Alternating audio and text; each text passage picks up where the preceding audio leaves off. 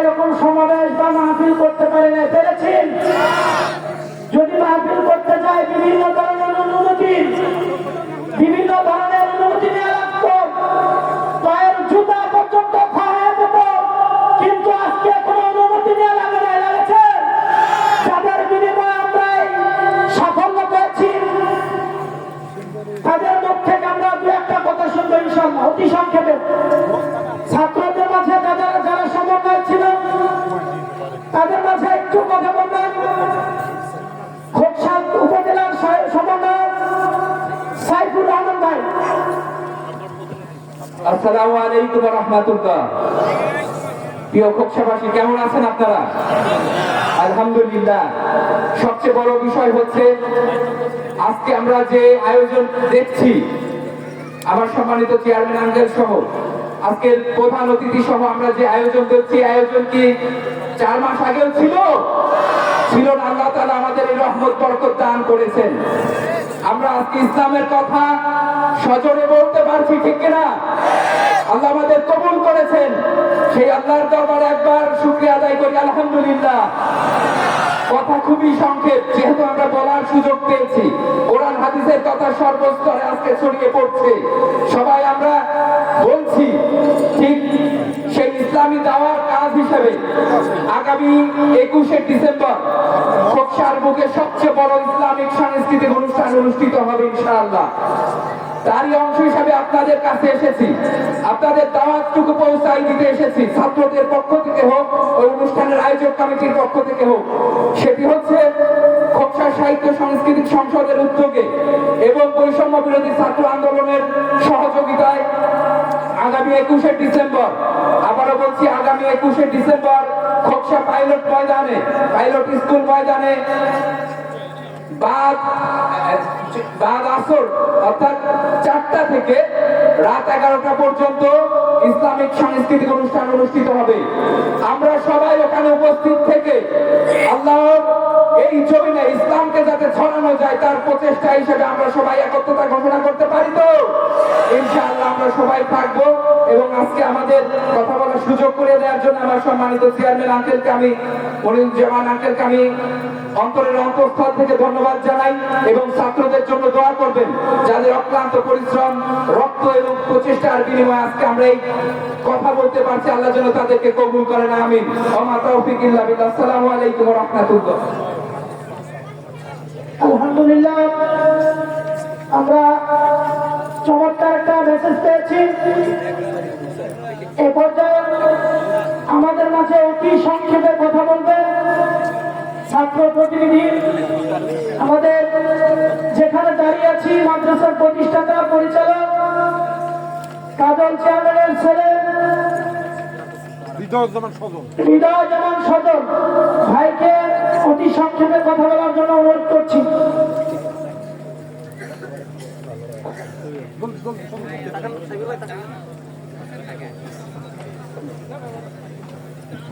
আসসালামু আলাইকুম। উপস্থিত সকলকে আমার আন্তরিক শুভেচ্ছা ও অভিনন্দন। আশা করি সকলে অনেক অনেক ভালো আছেন।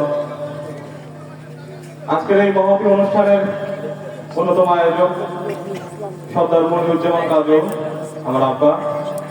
অনুষ্ঠানে সভাপতিত্ব করার কথা ছিল প্রিন্সিপাল আনিসুজ্জামান স্বপন, আমার বড় চাচা।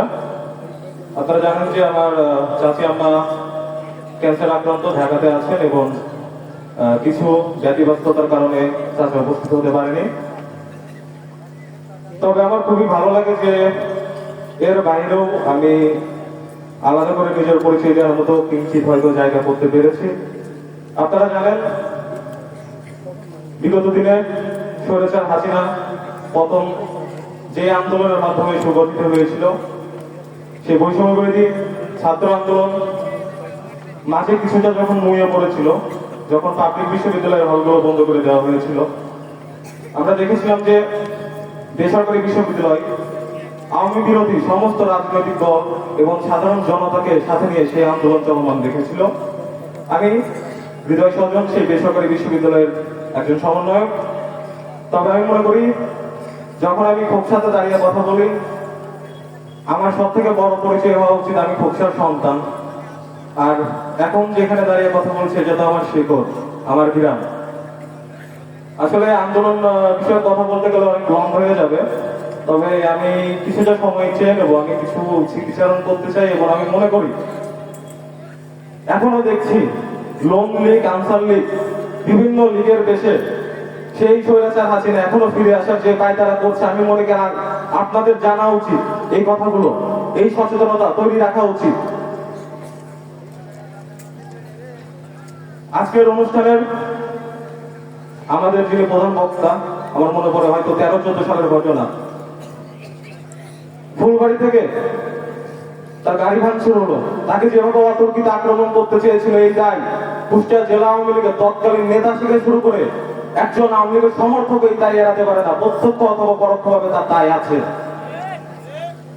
সেইখান থেকে সেদিন হুজুরের উপর যখন আক্রমণ হয়, একজন ব্যক্তি হুজুরকে স্বাধীনের লক্ষণ দেওয়া পর্যন্ত পৌঁছিয়ে দিয়েছিল নিজের জীবনের পরোয়া না করে। সেদিন হুজুরের উপর আক্রমণ হলে তার উপর আক্রমণ হতে পারত, হুজুরকে মেরে ফেললে তাকেও মেরে ফেলতে পারত। সেই ব্যক্তি আমার পিতা সর্দার মনিরুজ্জামান গাজল সেদিন ওই আক্রমণের ভিতর হুজুরকে সাথে নিয়ে মাঝপাড়া পর্যন্ত পৌঁছিয়ে দিয়ে এসেছিল। অনেকে থেকে চিৎকারি করে বলে যে আমাদের দাড়িপাল্লার সাথে মিলে, হাত পাকার সাথে মিলে। আরে ভাই, ইসলামের দল কিসের? ইসলামের দল তো একটাই, মুসলিম। ইসলামের কথা বললে এত লোকের সাথে কেন মিল হয়ে যাবে? ইসলামের পক্ষে কথা বলবো আমরা।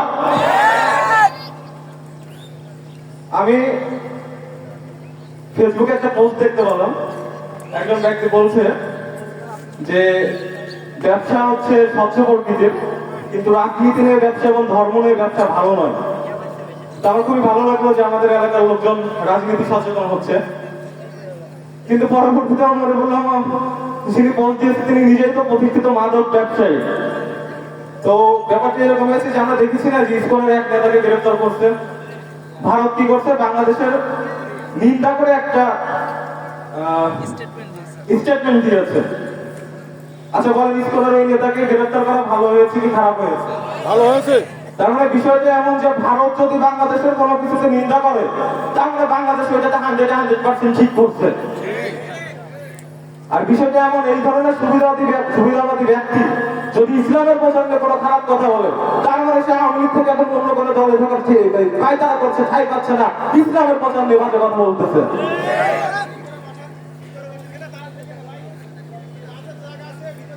আমি আর 2 মিনিট সময় চেয়ে নেব। দেখেন, এই যে আমরা বিগত 16 বছর ওয়াজ মাহফিল করতে পারি নাই। আমার মনে পড়ে 2021 সালে যখন এই প্রতিষ্ঠানে ওয়াজ মাহফিলের চেষ্টা করলাম, আওয়ামী লীগের নেতারা এইখানে ওয়াজ মাহফিল বন্ধ করে দিল। আমার বড় চাচা ওই ঘরে আক্ষেপের সুরে বলেছিল, আল্লাহর কালাম তোমরা প্রচার করতে দিলে না, আল্লাহ তোমাদের ধ্বংস করবে। এখন আমি খুবই কম গ্রামে আসার সুযোগ পাই, তবে আমি মনে করি এই খোকসার প্রতি আমার নৈতিক দায়িত্ব রয়েছে। আমি গতদিন যখন বাড়িতে আসি, পুলিশ স্টেশন থেকে আমাকে এক চাচা বললো যে বাবা তোমরা কি করতেছো, এখনো তো আওয়ামী লীগের ইউনিয়ন চেয়ারম্যান মেম্বাররা রয়ে রয়েছে, তারপর দেখাচ্ছে। আমার গতকালকে নির্বাচন সংস্কার কমিশনের একটা মিটিং ছিলাম, পরবর্তীতে দেখলাম সময় টেলিভিশন সহ অনেকগুলো টেলিভিশনে দেখিয়েছে। আমি স্পষ্টভাবে বলে এসেছি আওয়ামী লীগকে গোড়া থেকে উৎখাত করতে হবে। আমি প্রস্তাব দিয়েছি অতি দ্রুত ইউনিয়ন চেয়ারম্যান বাতিল করতে হবে। আমাদের মামুনুল হক হুজুরের ছেলেও ওই অনুষ্ঠানে ছিলেন, কথা হলো কিছু সময়। আমার বয়সে ছোট হবে, ছেলেটা মাদ্রাসায় পড়ে। সেই ছেলেকে পিতা আদর স্নেহ থেকে বঞ্চিত করে মামুনুল হক সাহেবকে মাসের পর মাস কিভাবে বিনা কারণে জেলে ভরে রেখেছিল। আমার ওই অনুষ্ঠানে আমাদের কুমারটুলির আবরার ফাহাদ, যাকে ছাত্রলীগ মেলে ফেলেছিল, বাংলাদেশ কেন ভারতের দালালি করে এই কথা বলার জন্য যাকে ছাত্রলীগ মেরে ফেলেছিল, সেই আবরার ফাহাদের ছোট ভাই আবরার ফাহাদের সাথে কথা দেখা হয়েছিল। আমরা এই বিগত 16 বছরের অন্যায় অত্যাচারের শেষে 1600-র অধিক শহীদ এবং হাজার হাজার অগণিত আহতর বিনিময়ে সেই স্বাধীন বাংলাদেশ পেয়েছি। আমাদের সবার ভিতর সেই সচেতনতা রাখতে হবে যেন কোনোভাবে সেই আওয়ামী লীগ কোনোভাবে ফিরে আসতে না পারে। এবং আমি ব্যক্তিগতভাবে সেই সমস্ত নেতাদেরকে সর্বোচ্চ ঘৃণা করি যারা এই সমস্ত আওয়ামী লীগকে এখন আশ্রয় দিচ্ছে দু চারটা ভোটের আশায় বা দল ভারী করার আশায়। ধন্যবাদ, সবাই আমার জন্য দোয়া রাখবেন। ইনশাআল্লাহ আবার পরবর্তীতে আপনাদের সাথে কথা হবে এবং এই স্থানে বছরের পর বছর আমরা চলে যাব দুনিয়া থেকে, কিন্তু এই প্রতিষ্ঠান দাঁড়িয়ে থাকবে এবং ইসলামের প্রচার করে যাবে, সেই আশা রেখে শেষ করছি। আল্লাহ হাফেজ।